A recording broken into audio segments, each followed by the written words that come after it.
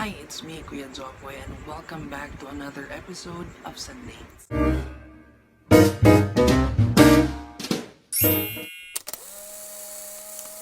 Now for this episode, we're already on our second episode.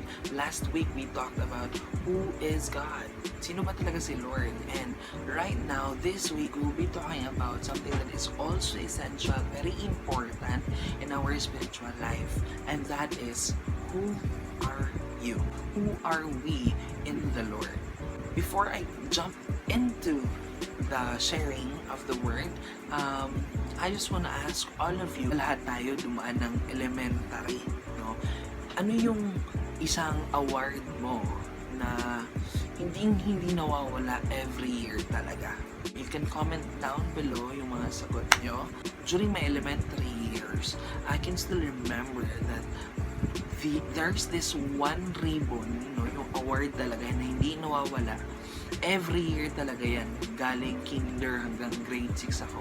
And that is the Dancer of the Year. It seems like I was already defined as the best dancer of the year sa buong school ko when I was in my elementary years. Yun na yung parang naging identity ko when I was in grade school. But sometimes, there are certain things that people will call us. You know, they will call us by names, different names.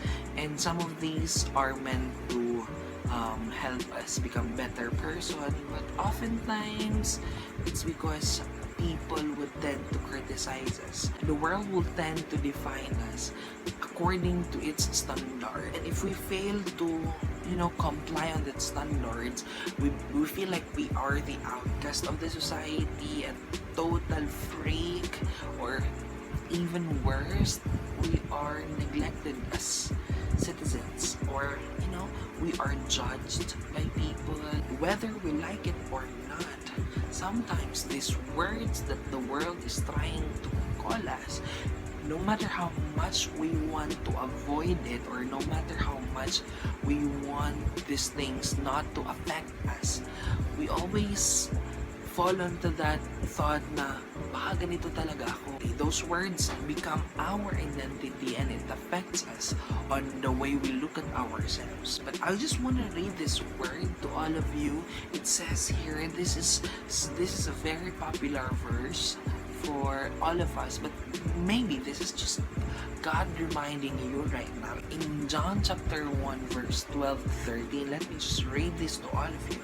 It says here, "Yet to all who did receive Him, to those who believed in His name, He gave the right to become children of God." In verse 13, "Children born not of natural descent, nor of human decision, or a husband's will, but born of God." The world is going to try to call us and define us and measure our value and worth according to its standard, but your worth will never change. Let it be that this is going to be your encouragement, that you are a child of God. It means, number one, you have the authority. It means if He placed the heavens and the earth into order, you can call out healing, you can call out everything according to His name.